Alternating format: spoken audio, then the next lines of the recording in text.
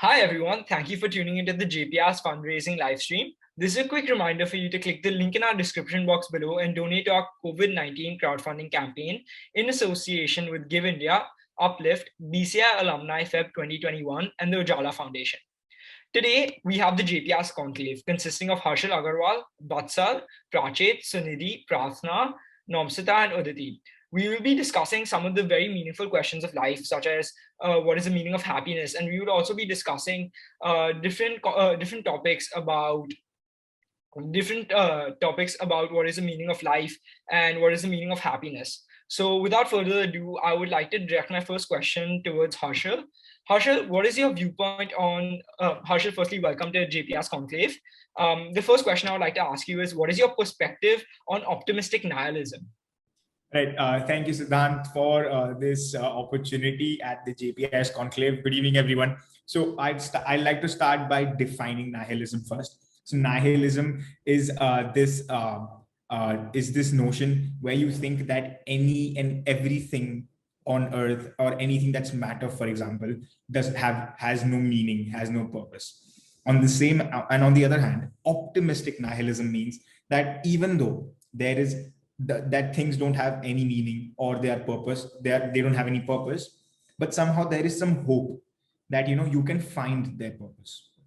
A pessimistic nihilist would say that, okay, yeah, I know the fact that this has no meaning, but moreover, I don't care about finding its meaning.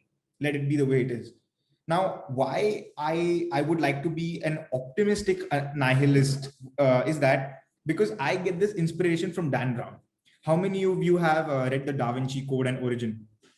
Right. So Dan Brown has raised a lot of controversies in communities, and he has always given a shock to the world major religions, and especially the Western religions. And why does he do that? Because when he was young, he was visiting the Boston Science Museum, and then he went to a church and in that science museum, obviously, he came across the theory that the evolution of mankind was not by Adam and Eve. It was obviously by another reasons, and Charles Darwin's theory and everything comes there, the scientific knowledge. And then he later goes to a church. He asks a priest, whatever you have taught me, whatever the Bible has taught me about Adam and Eve, and whatever science tells me are two different things. And why is that? The priest very simply tells Dan Brown, nice boys don't ask that question. Right. Now, since that priest did that, he limited Dan's scope of uncovering new knowledge. Brown took this very seriously, and he started asking questions instead. He chose to follow science, and because this is not exactly nihilism, but this is somewhat in that direction, and I'm trying to point you why optimistic nihilism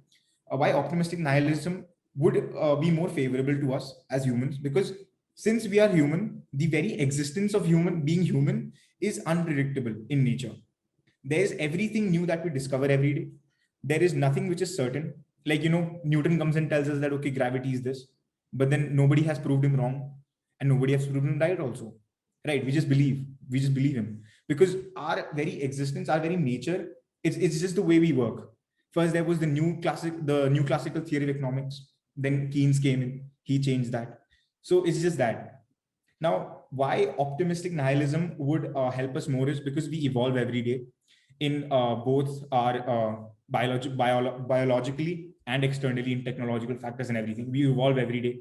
So if we look at optimistic nihilism, then there is a hope. There's this hope that, even if something is meaningless, at least you care to find out its meaning. Like you care a little about it.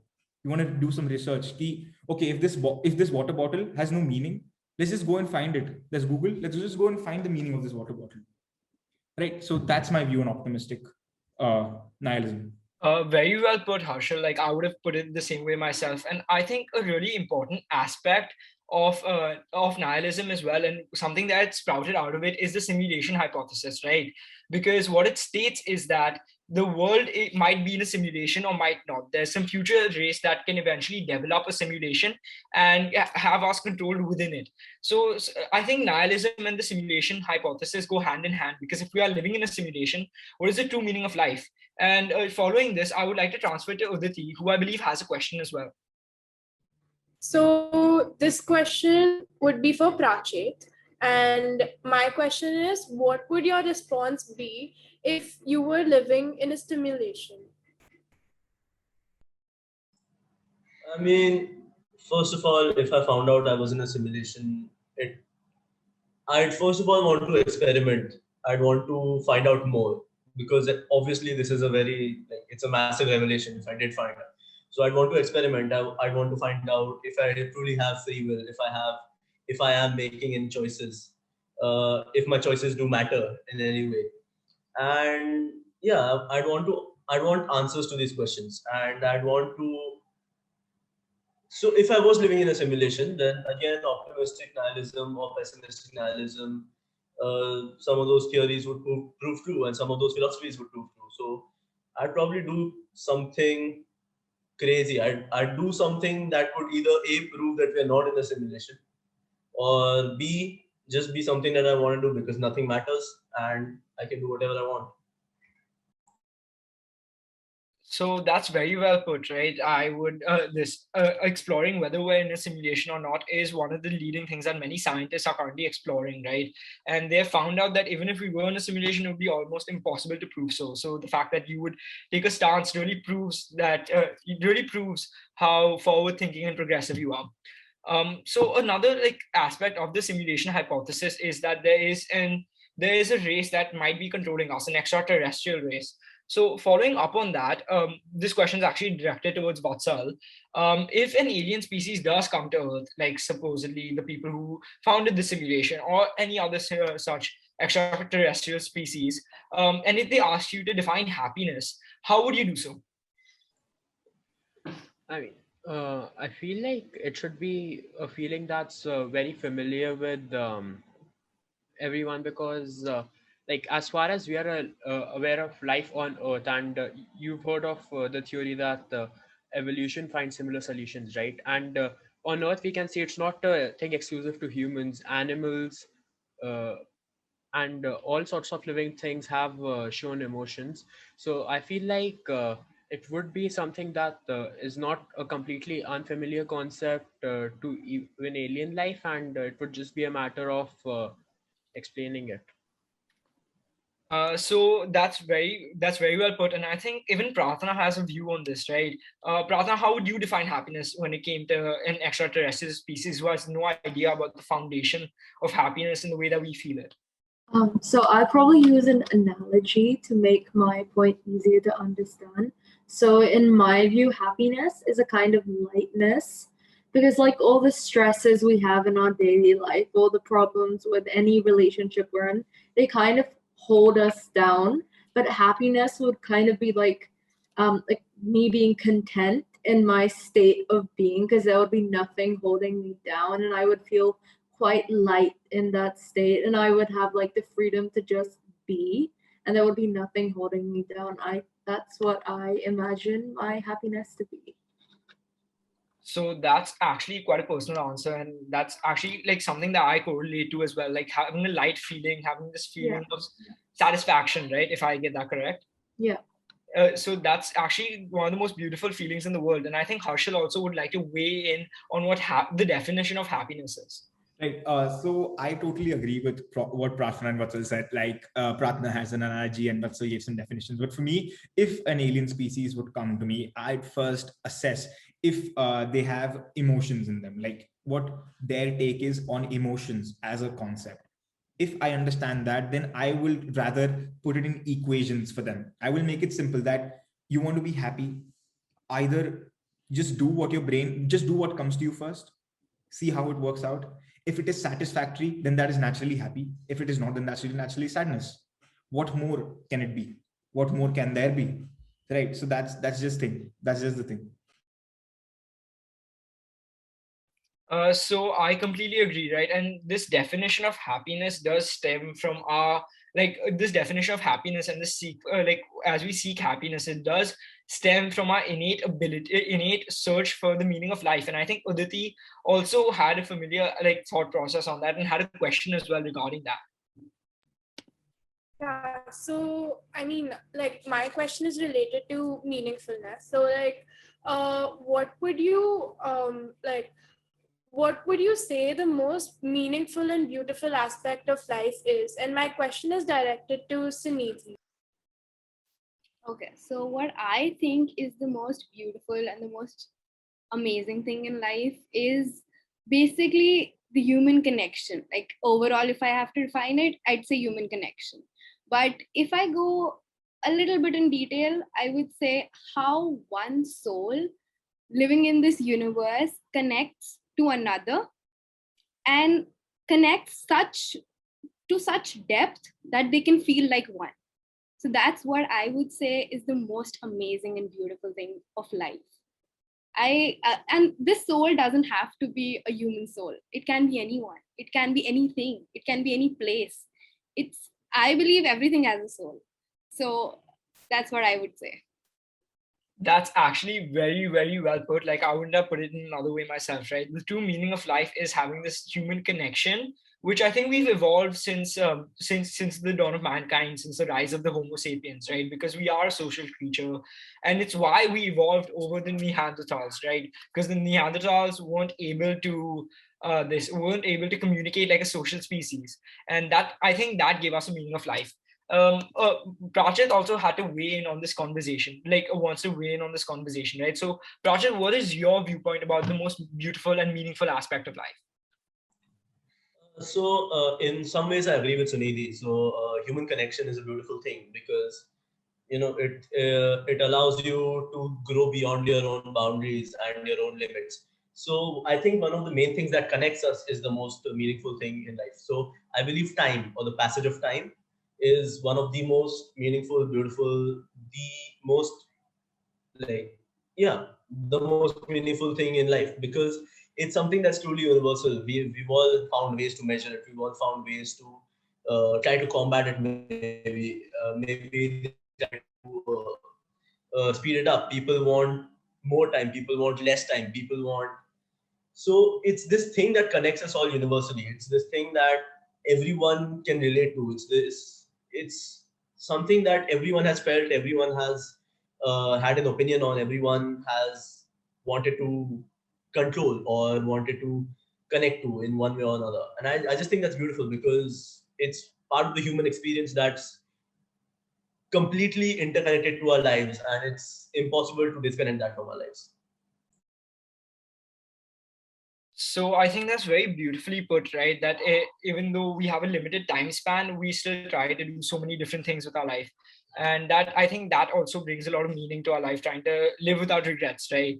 So Nomsita actually has done a lot of photography and has followed her passion. So Nomsita, what would your viewpoint be about the meaning of life? I think, unlike something conventional that might be expected of me related to my passions or anything of that sort, I think Prachit stole a lot of my words. I was going for the same thing, that the fleeting nature of time is one thing that's so beautiful.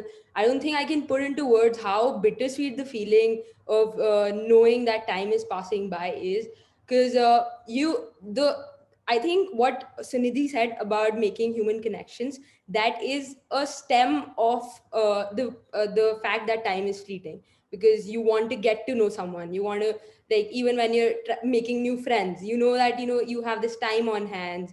And I think everything that you do in life is a result of knowing that eventually you'll reach the finish line. So it's the journey till the finish line that counts.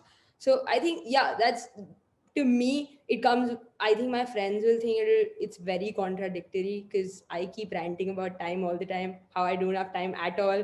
I want to do so many things, and it feels like time's literally slipping out of my hands, especially because of COVID. Because the things that I planned, I'd wanted to do in the past year, and I wanted to do this year, I really haven't been able to make the fullest out of them, right? So knowing that, it's bittersweet, because I'm still trying to do the best, like being happy from the little things, especially because at knowing that time's gonna go away, I think it's time to cherish the very small things in life, like just being on call with friends. Maybe that's the best thing that could happen right now. Being able to host events online, like that's a completely new thing in itself.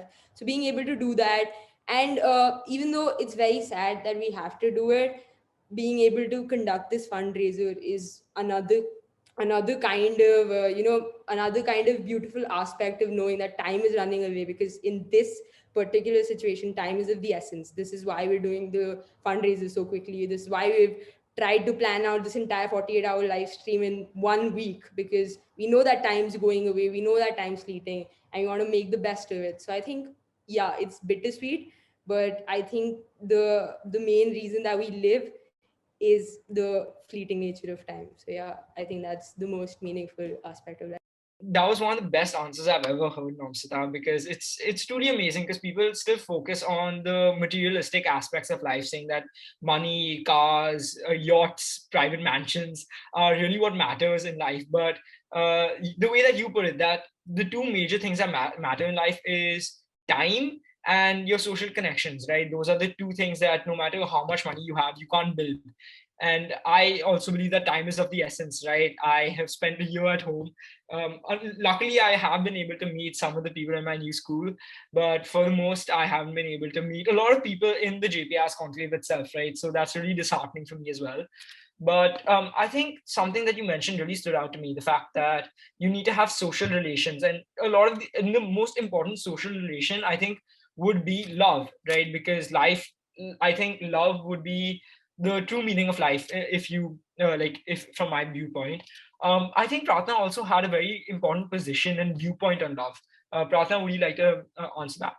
So I didn't really think about this until today, but I definitely was thinking about it. And to me, love is like two people being able to just exist together, and like there's no obligation that the other person has to do something or be something, and you can just exist together, and there's that harmony to it.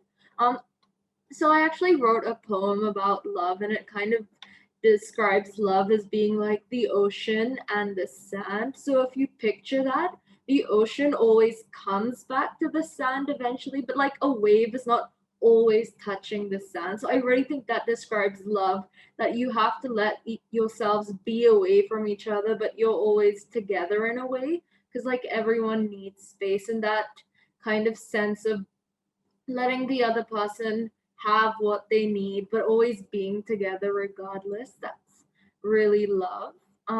In my poem, I also talked about how love is kind of like autumn, because in autumn all your leaves shed, but eventually they grow back. So like to some extent, love is helping each other grow, and like also that brings forth again giving each other what you need. And I also want, and like this need does not have to be the same with other people. So I'm like obviously involved in many relationships, and all of them are so different from each other. And I just think it's beautiful that like you're able to exist with so many people in so many different ways. And that is just really what I think love is.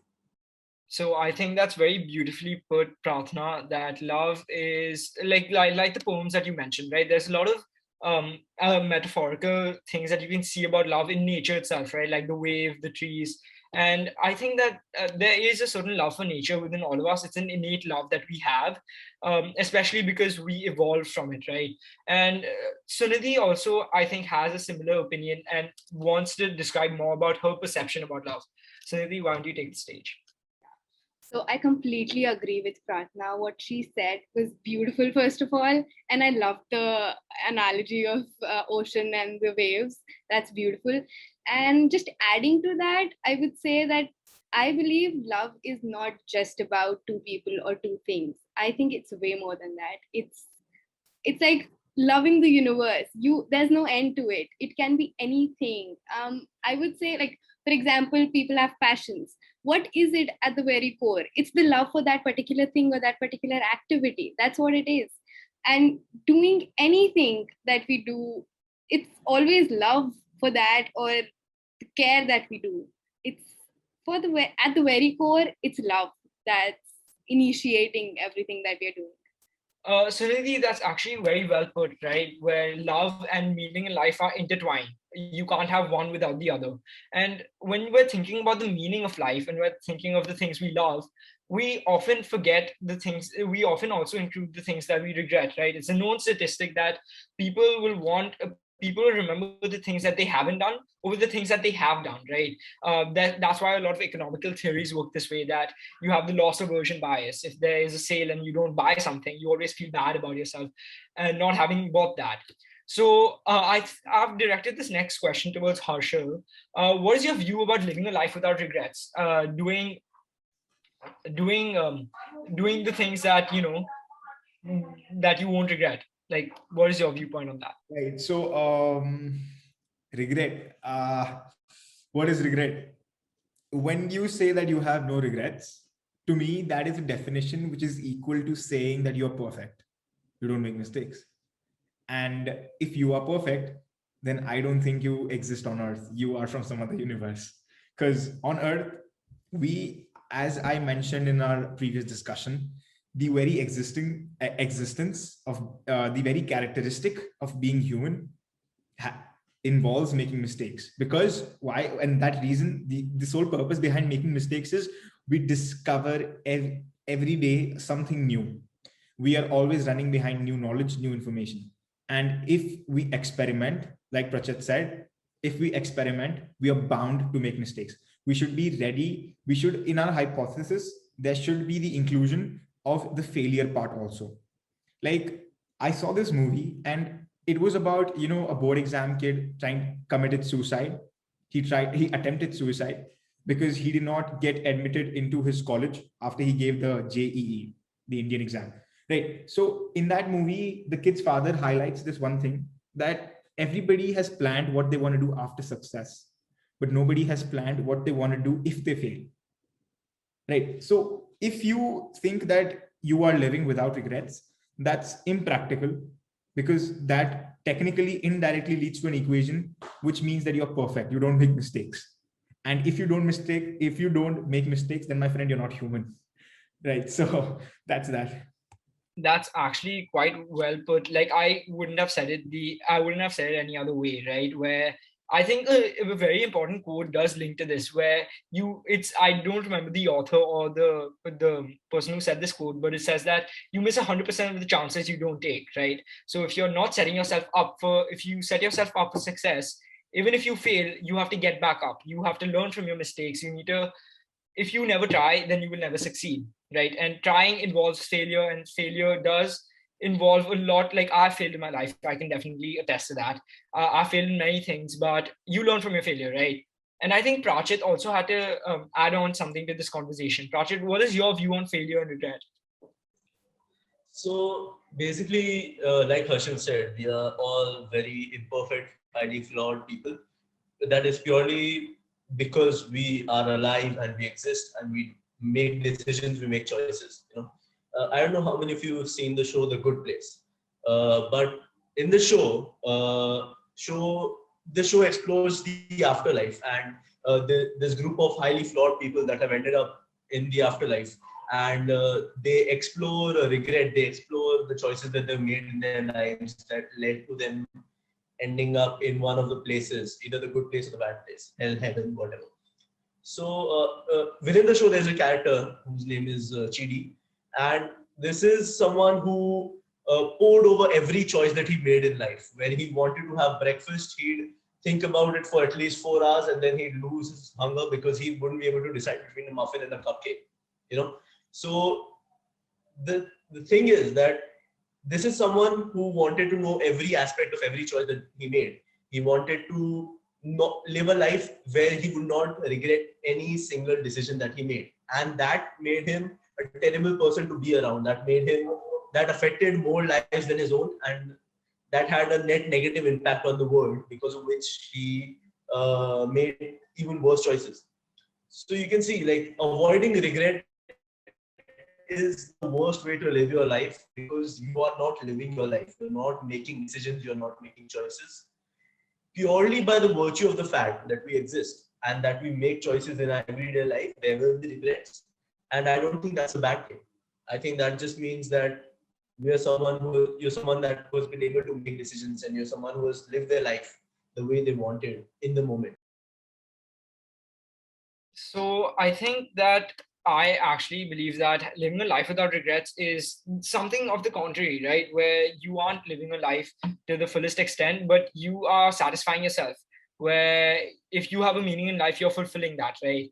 And I think that even Vatsal had something very important to add on to this about how he believes that the meaning of life and living a life without regrets has another sort of description or meaning towards it. Vatsal?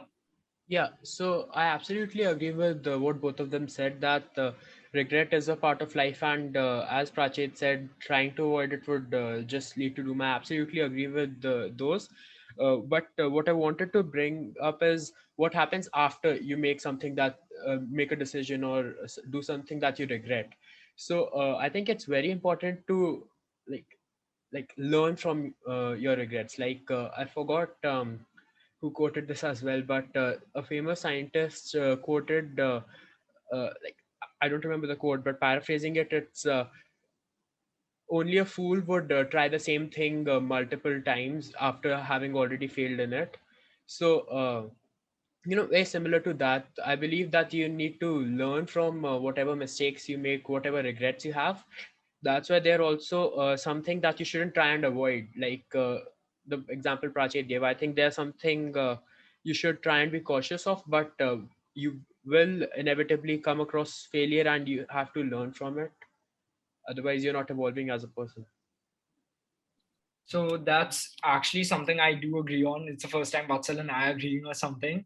But basically, when you have regret in your life, I think that is something that brings meaning to your life as well. People people previously in the JPIS Conclave have mentioned that the meaning of life is love, is having social connections, but regret is also an integral part of life.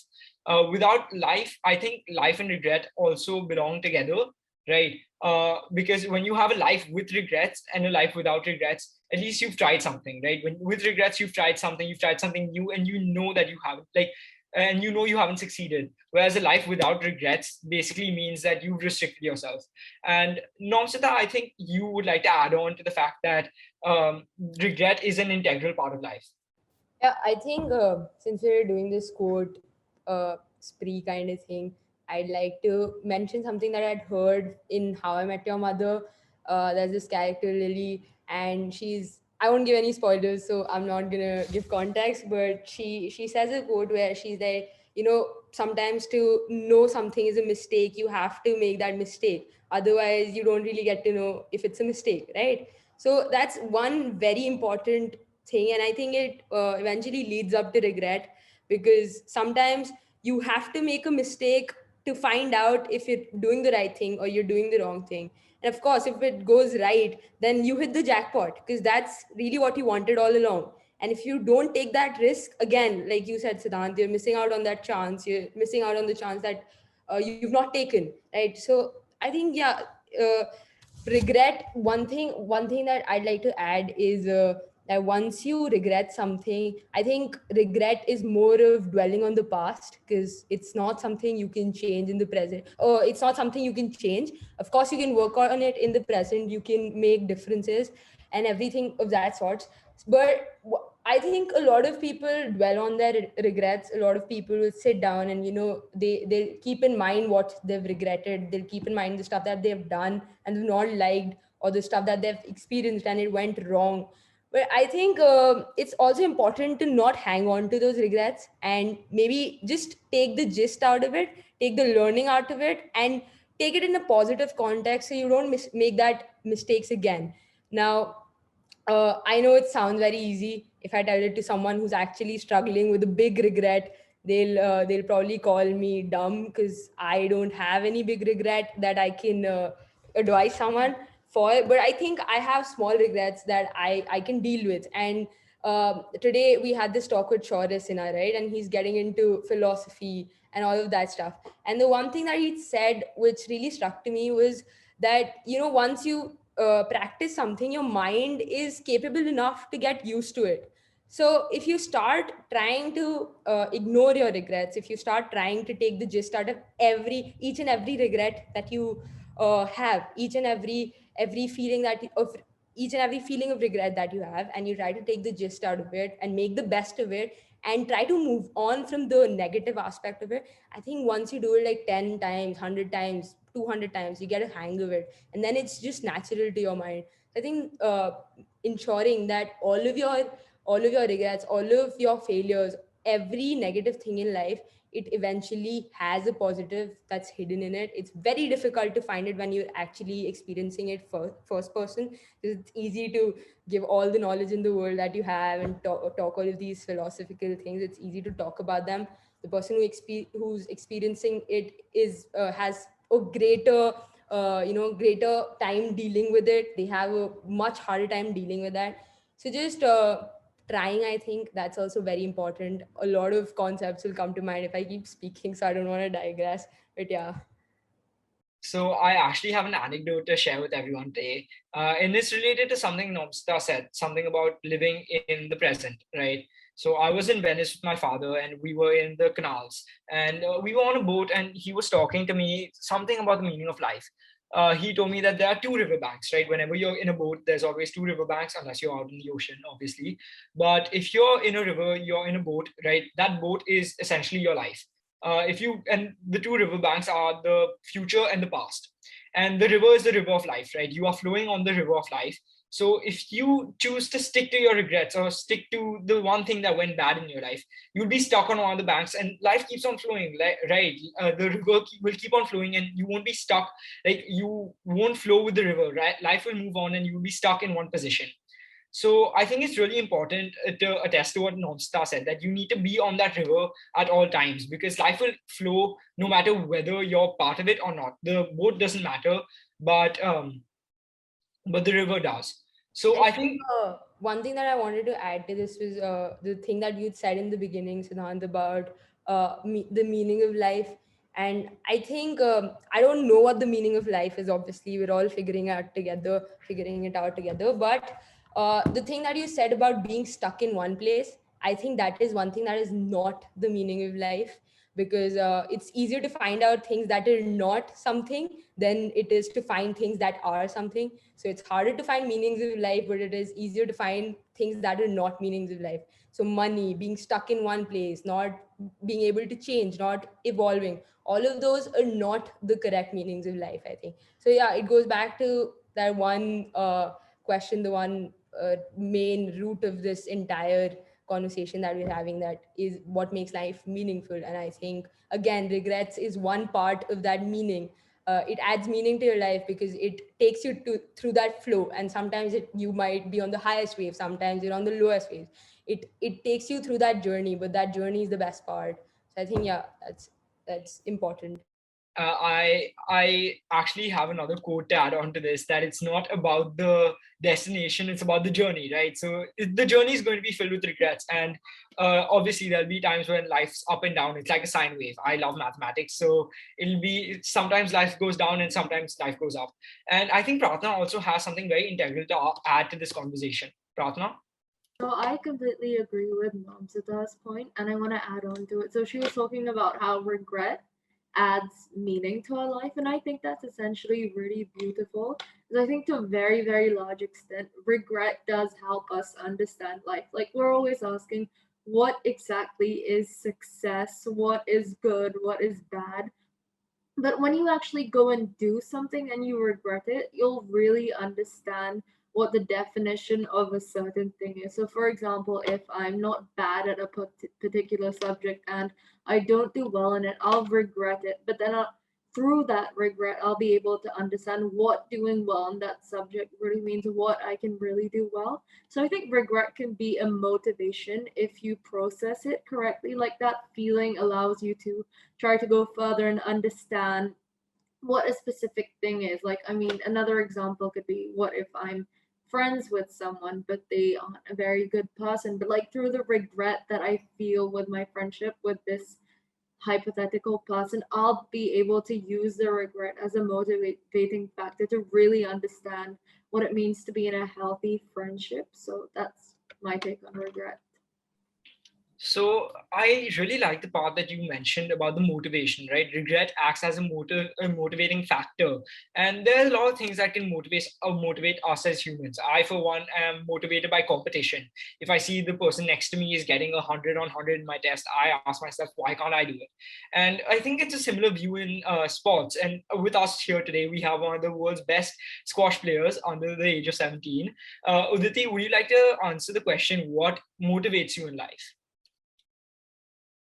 Yeah, so thank you, Siddhant. And I would like to answer that question by giving you guys an anecdote. So basically, when I was hit by this disease called alopecia, that was like, I felt like that was the end of the world for me.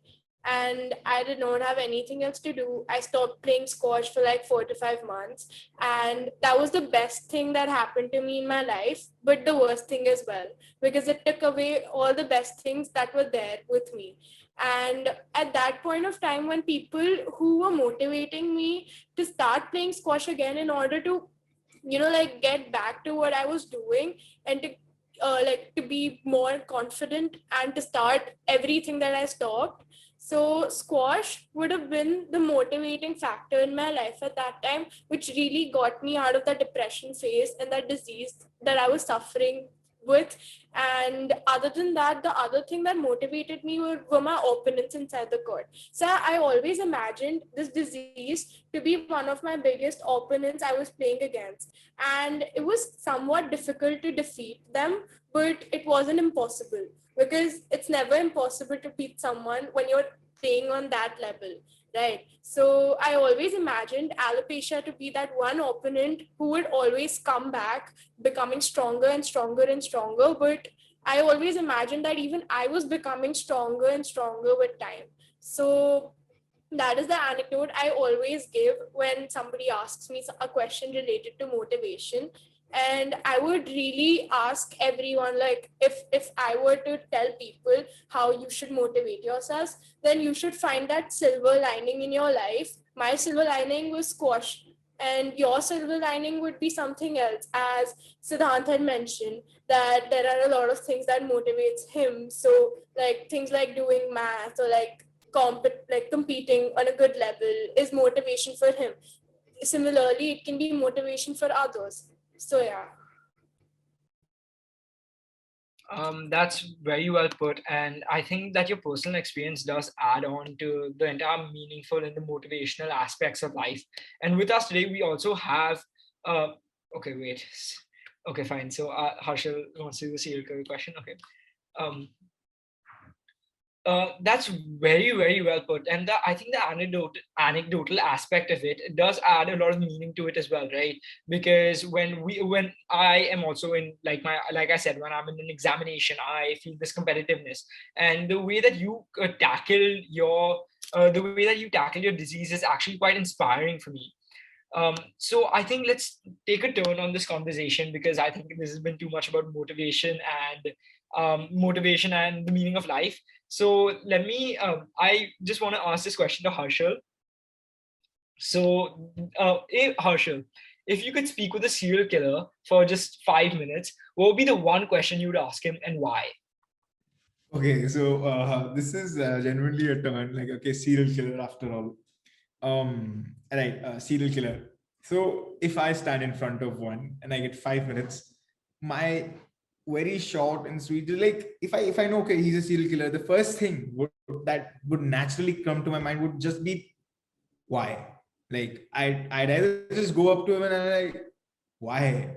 And then the other thing I could ask him would be, okay, what is your, like, how did you discover your urge to kill? Like, that comedy element over here, but this is obviously sarcastic, but it's just that these serial killers there's always, like, you can say, okay, I have been brought up like this, and there was child abuse and this and that, psychological factors. But to be honest, when it comes to the case of a serial killer, a rapist, a murderer, or whatever, when you commit a crime, it is nature versus nurture, right? So these are the only two things that make a person choose what you want to do, make your choices: your nature versus your nurture, right? Now, psychiatrists have in fact proved that if you are a serial killer, you have this genetic predisposition in you.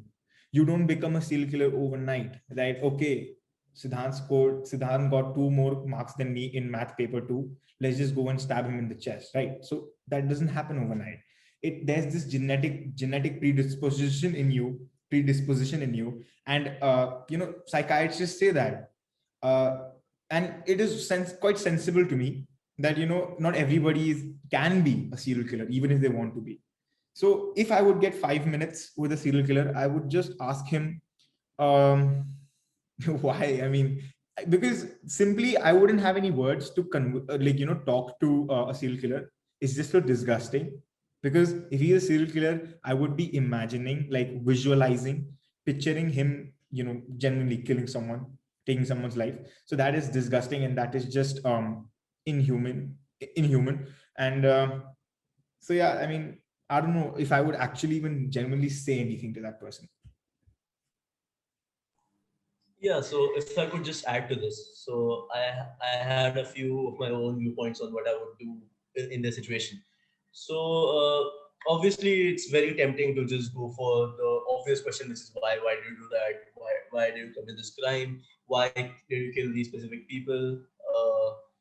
But I'd want to know something else that might help me understand how serial killers think after they've done the crime. So a serial killer, like a lot of serial killers, they have these patterns, right? They kill so for example, the Zodiac killer who killed couples and who found people that were like in the dark corners of the town, and he'd kill. So because they kill all these people, like one after the other, one after the other. I'd want to ask a serial killer, what would someone have to do, or what would someone have to tell you to make you stop? Because uh, all serial killers, like after one killing, if people know their identity, or if they have some sort of pseudonym, then going by that name, they try to contact the killer, they try to give them some form of ransom, they try to appeal to their emotions, they try to appeal to their ethics. But that doesn't work because they just keep going. Maybe it's some sort of addiction, maybe it's some sort of righteousness that they have, or that they have some form of end goal in mind. But I'd want to know what makes them tick after they've killed the first person. Do they have this feeling that, okay, maybe I should stop now? Do they have some form of regret? Do they have this guilt? And I'd want to know exactly, like, what will I have to tell them to make them stop? What will I have to do to them to make them stop? You know, I just find that interesting because it's this very unexplored part of the human psyche, and it's not something that we've been able to find out. That's actually quite insightful, Prachit. Thank you for that. Also, so I would just like to link this up to Nonsta as well, because I believe she had a viewpoint about the way that serial killers think and the reasons why they do something. So, Nonsta, if you were face to face with a serial killer, what would you ask him? So, if I had 5 minutes, first of all, rapid fire round, because I have too many questions to ask. And of course, most of them might not be very meaningful, but there are like two, three questions that come to my mind. One of them being, if you had the chance, like, I don't want to know what the backstory to all of this is, like Harshal meant, like Harshal said about, family issues, or maybe a spoiled childhood, or maybe like child abuse, or whatever their upbringing has been. My question would be, if your situations would have been different, would you still go down that path? If your upbringing or whatever difficulties that you think made you take that turn, if all of that, you get rid of that, right? If you get the chance to not go through all of what you've been through, I'm assuming that you've been through. If you had the chance, will you take that? Will you still go down the path of killing people, or will you not?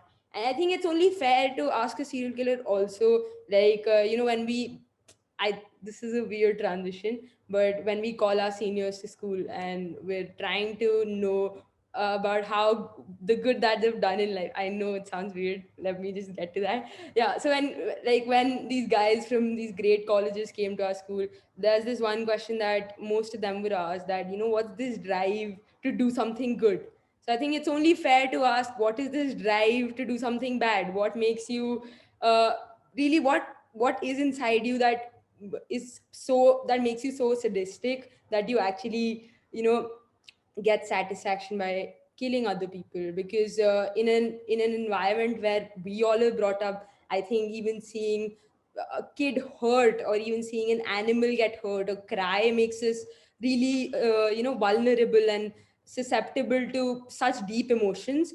But someone who can go through that and actually commit such actions, I think like, it's not related to what I would ask, but I think having a conversation with a serial killer would be a fun conversation, only because you get to explore the ultimate extremes of the human psychology, because you're living on one end and you really don't know what goes on the other end.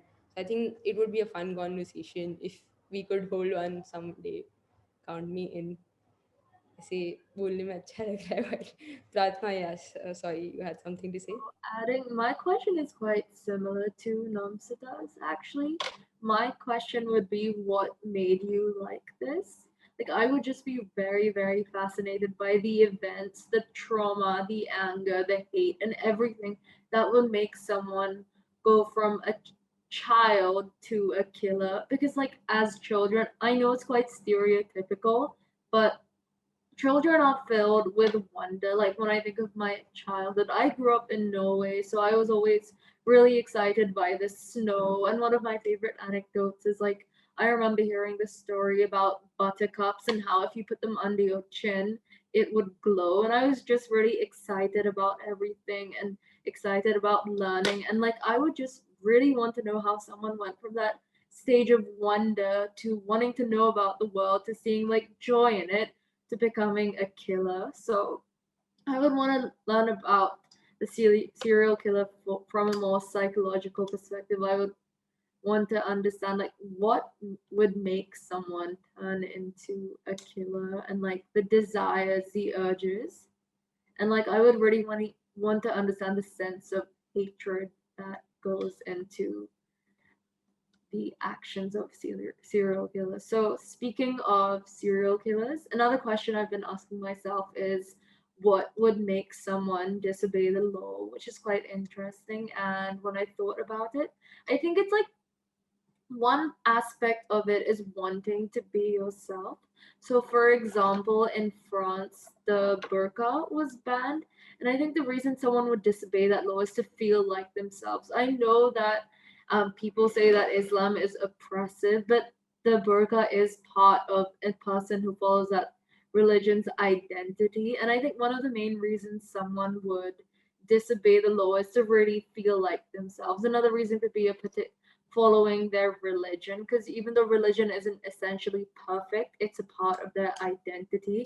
And like the aspects of your identity really make you feel complete, and that being banned can be quite crushing. And like the only and you would desire to break the law to like get that part of yourself back, because it's become like part of who you are and what you do every day. And I think that identity is a huge part of breaking the law. Yeah, another thing that might be a motivation for someone to disobey a law could also be something like something as basic as the fact that laws don't cover every single possible scenario, right? Like laws are made to be as ethical as possible, but they're written in a very broad way. So, like, let's say, for example, there's someone you can help. Maybe they're stuck in an accident, or maybe some whatever case, you could help someone quickly if you break a road law. That's in that context, I don't think many people would disagree with breaking a road law in case you could do something extremely important, like maybe save a life or something such. So like, laws are written in a very broad manner, and I feel like that could also be another reason why this obeying a law may not particularly be ethical. And this is and the other thing I wanted to add on is more of a thing that's not as prevalent in most places these days, still prevalent in some places, but many a times like, laws aren't written based on ethics. Like many laws might not be considered ethical if you take things like you know like this was mainly back in the olden days, but things like unfair treatment of like racism or sexism, things like that laws did not take into account back in the day. This is less prevalent these days, but I feel like that could also be another reason why it's not necessarily unethical to disobey laws.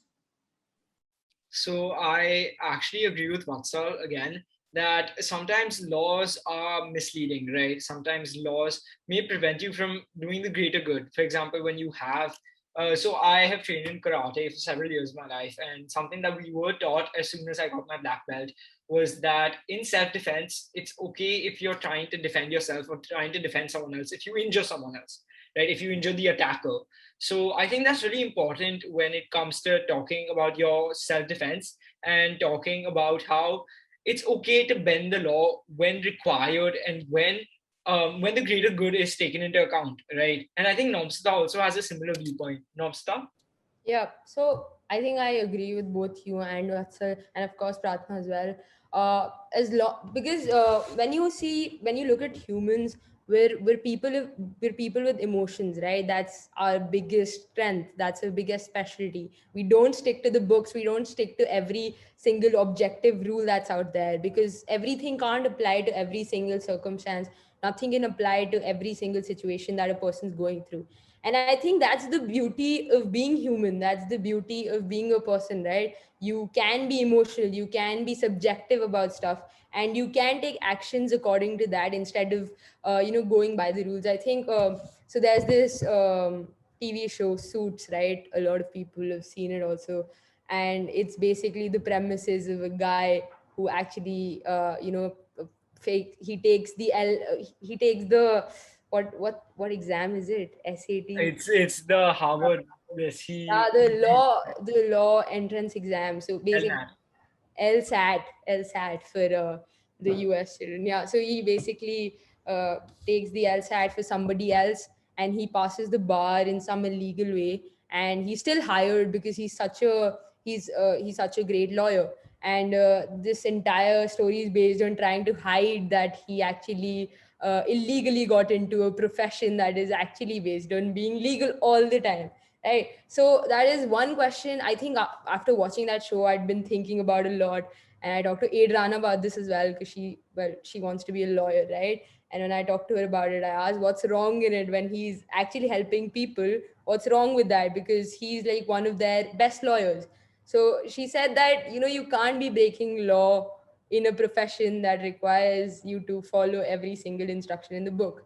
But I think I disagree with that because I know that's a very big risk. I know that's a very big risk. And if a guy who isn't well prepped can actually ruin lives, right? And that is a very big risk to take in a profession like that. But as long now again, I'm basing it off a hypothetical situation of a show, basing it off of that. So that doesn't make a lot of sense. But yeah, I think that explains pretty well that when there's greater good, you can overlook certain instructions because as long as everyone's happy, I don't think there's any wrong in breaking law. Doesn't mean that you bunk classes because it makes you happy. Doesn't mean that because your teachers are still going to get upset. So as long as everybody's happy, I don't think you're doing something wrong because the purpose of instilling laws and the purpose of giving out instructions is to make sure that people are safe, people are happy, and people don't have inconveniences. And as long as no one's causing any inconvenience, I don't think you have to worry about disobeying a law. Yeah. Yeah, so if I could add to this question, I'd probably say that while I agree with all of you, like there are very specific situations where where you personally might believe that it's okay to break the law. So what I think is that there are basically two ways that you can look at any decision that you're thinking of making or you're planning to make. So there's either the ethical side of it, which are your own morals, your own ethics, the rules that you guide yourself by, and then there's the legal side of it, which is the laws, obviously. What I believe is that the laws are the laws that any government is has made. What they're trying to do essentially is they're trying to make an average model of human ethics, right? These are things that, according to them, everyone should agree with ethically. So, should not kill people. Come on, that's average, right? You think that most people would agree with let's not kill people because they are people. Yeah. So I think that because it's an average, it's there's obviously some parts that are outlined, you know. So there might be some situations where your personal ethics would allow you to do something that is outside of the law. Now, from that, we can again do two things. We can look at whether it's benefiting yourself or whether it's benefiting other people. So I believe when you look at this slightly complicated flowchart, when you go down something that's ethically correct, ethically according to your ethics, it may be an outlier to the law, it may not be an outlier to the law. That's not morally, that's not exclusive, mutually exclusive. However, and then you go down another path, which is it's for the betterment of other people. I think all of those things, like for example, going outside of the law to I don't know, do some charity, like going to a village that's and providing help when you're not allowed to, when you should not. I don't know, like this is a very bad hypothetical, but going outside of the law should be fine if it's something that your personal ethics agree with, and if it's for the betterment of other people. Thanks. So I completely agree, right? When you're trying to do something for the betterment of society, it's more about whether it really helps society, right? Some people, like based on your viewpoint, like we previously spoke about serial killers. Serial killers believe that, oh, if they're killing more people, they're actually reducing the population and they're saving the resources, right? But it's important to take the viewpoint of everyone in society. And I think Vatsal also has something to add on about this once again.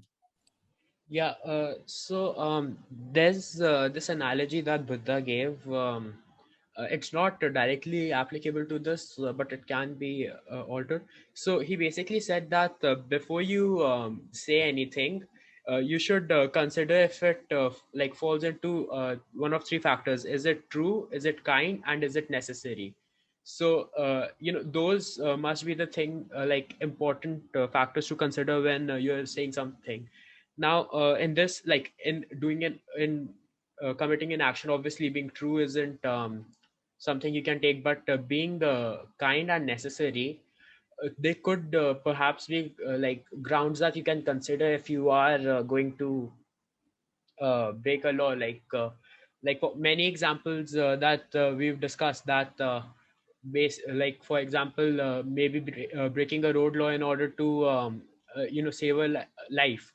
It is like kind, and it is necessary that if you can, it's a moral duty to save lives. So in situations like that, maybe this could be a viewpoint that you should think over before you. So I actually agree again that you need to take into account all the viewpoints out there, and you need to take into account society as a whole. So when you're following the sort of mindset of helping society, you also have to ensure that the decisions you make, like you need to be aware of the fact that the decisions you make will impact you as a person, will impact your future, and will impact your present. So while doing so, I believe that it's very integral to ask about the summation of your life. And if everyone is familiar with the theory that, and if people aren't familiar, but so what happens is during the last 7 minutes of your life, after, let's say, after you've been shot, or after you've passed that verge of death, you have 7 minutes of brain activity left. And during these 7 minutes, you recap your entire life, and mostly it's the significant parts of it, right? So, for example, if you have helped save someone's life, even though you've broken the law, that would be a significant part of your life. So, this question is actually directed towards Sunidhi, and it's something that I was leading up to. Is if you were in those last 7 minutes of your life, what would they consist of, and why would you say that these are the most important parts of your life? Okay. So, firstly, I would say that we don't know when our life is going to end. We never know, especially at these times we can see that it's unknown. If people are dying right now and they didn't know they'd die the next day, we don't know that we can die the next day. So I would say that in the last 7 minutes of my life, I want to recap everything and say that I lived it. I had my ups, I had my downs. I was sensitive and I was strong, and I did everything that I can. And I got out of my comfort zone. I took risks, and I just want to like have it not very linear or simple. It can be messed up. It can be anything. It's unique to me. It's my life. It can be anything. So I would say that yeah, last 7 minutes of my life would consist of every up and down and the graph that went haphazardly. And I don't know if there was even a graph. It can be something so messed up. I could have died like from a gunshot, who can say? And I wouldn't have thought of it. So yeah, I would say that it will consist of everything, basically every single thing. So I think that is the beauty of life, right? Having the chaotic and the unpredictable nature of everything, where you don't know what's going to happen to you at any given instance. For example, there is this one thing where it's called spontaneous human combustion. It's very gory, so I won't describe in too much detail, but that can occur at any given point of time to anyone, and there's no given cause for it, right? And it doesn't matter your age or anything, right? There's no cause for it. So I think that those 7 minutes are really important to recap what is the true meaning of life and what your life meant to you. For Sunidhi, it was the different risks, it was the haphazards, right? Because those are also very important. They make you who you are. Prachit, what do you think about the last 7 minutes of your life? Yeah, sorry, I turned off my camera accidentally. So, I think the last 7 minutes of my life, I'd probably divide it into three parts, even though that doesn't really make sense because 7 and 3. So, ignore that. But I'd probably divide it into three parts. So, I'd probably, first of all, I'd contact the people in my life, the people that I love, the people that are meaningful to me, my family, my friends, anyone else that I'd want to contact, and I'd tell them what's happening. I'd make sure that they have closure with, I don't know, whatever if I've wronged them in any way, or if I've done anything, I want to make sure that none of them again have regrets. So about my life, because that would be a kind of bad thing to do, leave them with that baggage, whatever. So the second part, and again, this kind of links back to time. I like how this discussion came a little bit full circle. So this is the end of my time, and I know I have this exact amount of time. I'd probably spend thinking about what I'd want to do with that time, because that's just how humans work, because I'd probably spend my 6 minutes of my last 7 minutes thinking about what I want to do with the last 7 minutes. Even though that doesn't make sense, that's what I'd probably do. But the last thing that I do, as Sunidhi said, you want to ponder about the meaning of life. You want to ponder about the things that you've done. I don't know if any of you have played the game GTA or any other like open world game. So when you die or when you go into the menu, you're able to look at these statistics for the things that you've done. You got into these many cars, you drive these many miles, you walk this much. That, I think, even though that sounds kind of boring, statistically, I'd want to look at my life. I'd want to look at these are the amount of places that I've been. These are like all the experiences that I've had, all the things that I've done, all the people that I've met. I'd want to quantify my life in a way. I don't know, that might sound kind of boring to other people, but that's what I want to do. So yeah, and the last thing that I do is I'd probably leave some message. So because I've pondered this hard about life, I'd leave a message behind for other people, because what's the point of me thinking about the meaning of life if that meaning dies with me? So I'd leave some message behind. I'd tell other people the lessons that I've learned and things like that. Yeah. Okay, so Prajit, I think what you said is quite logical. But if I was in your place, like you mentioned the GTA analogy, it shows statistics. Now I would plan in those 7 minutes, if I have earned this much in my life, where is it gonna go while munching on my blueberry cheesecake? Because that's what I deeply love. Blueberry cheesecake, would it be for 7 minutes, that one slice? I would extend it till 7 minutes. But I would obviously think that, I mean, okay, see, you understand that, when you're dead, you're just dead. Like it happens, it just happens, right? You don't have to wait. Okay, first my eyes will go, then my breathing sense will go, then my touch sense will go. No, it doesn't happen. You just die. Like it's just over.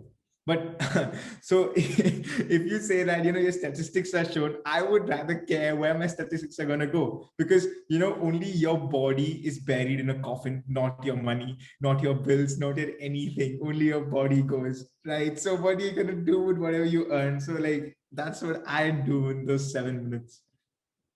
So that's actually like, I love food as well. So I think my last 7 minutes would also consist of me just having truffle risotto.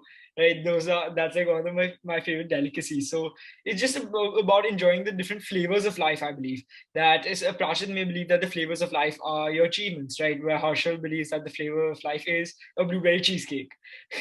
So now I actually want to extend this to Pratha, because I think that she also had a great insight about her last 7 minutes. I think I'm gonna start off where you started, Siddharth.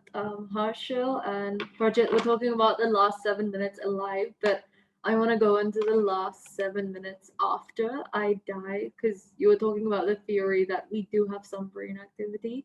So obviously, I know that I wouldn't be able to choose, because like dreams are proof that the subconscious is a very unpredictable place. But if I could choose, I think I want to link this to one of the songs I really like, which is called Smiling When I Die. And I just think that's so beautiful.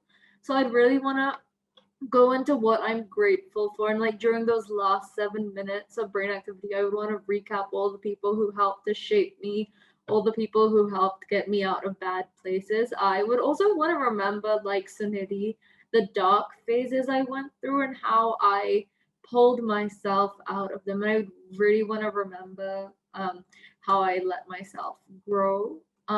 If coming back to the last 7 minutes when I was alive, I would probably also call people and tell them how grateful I was for them. I think gratitude is a really, really important part of termination, of anything in general, because I wouldn't want to leave people with like the feeling that I died in pain, and I would want to really remind them that I'm grateful for what they did and like leave them feeling content rather than like very sad.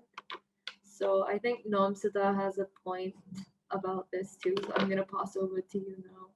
Yeah, so I have tried thinking about the last 7 minutes of my life. It's very difficult for me because, of course, there's a lot of things that I really want to do, and I don't know if I can quantify them and pack it, all of it into the last 7 minutes. But I'll give a few vague answers which I know I might not do, but I still would want to do. So this is a kind of a personal thing, but this is one thing that I do often. If someone compliments me or if someone really makes me good or sends a good message to me, I usually star them on WhatsApp. My entire WhatsApp starred list is filled with that. And that might sound a little self obsessed and very narcissistic, but I think that's one thing that makes me feel happy about myself and all of that stuff. Then, like you guys mentioned, the food and the stuff that you guys like. One thing that I really connect to is music, and I'd love if the last 7 minutes of my life would go into playing a few of the best songs that I've heard. And it's a tendency of mine to not complete the songs that I listen to, and I really want to listen to so many of them, and my mom gets very annoyed. But I would do all of that. I'd listen to 2 seconds of each song and try to listen to as many songs that I love in those 7 minutes. And there's also this company, very famous company, not very famous, you guys must not know it, but there's this company that makes vinyl records out of your ashes. So I'd love to tell one of my family members, I've told them right now, I've told my friends right now that if I ever die, please get it made into a vinyl record, because that's something that I'd love to be made into once I'm gone, obviously. And yeah, I think just the one thing that Prachit said, I've actually thought about it right now.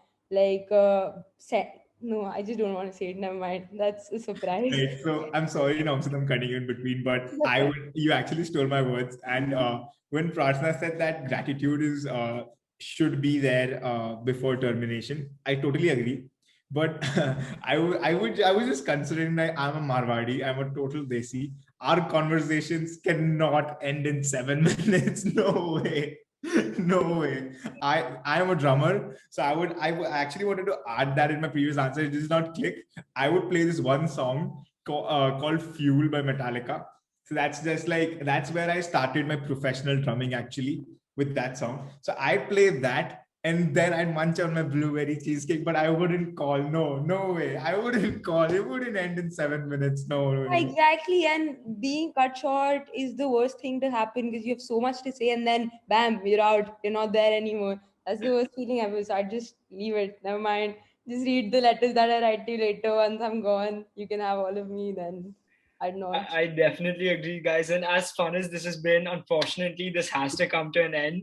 And just before ending this, I would like to also mention something that I personally believe in, right? It is some sort of conspiracy theory, but this last 7 minutes of your life is like a dream. And obviously, all of us have dreamed. Your dreams always feel longer than your real life.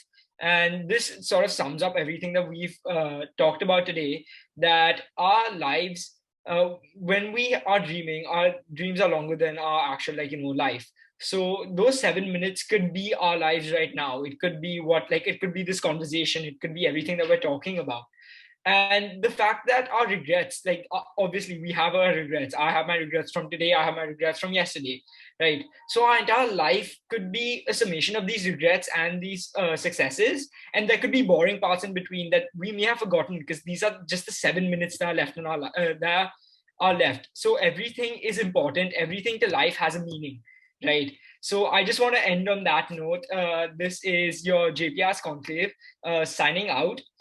This is just a quick reminder for you to click the link in our description box below and donate to our COVID-19 crowdfunding campaign in association with Give India, Uplift, BCI Alumni Feb 2021, and the Ujala Foundation. Thank you so much for tuning in.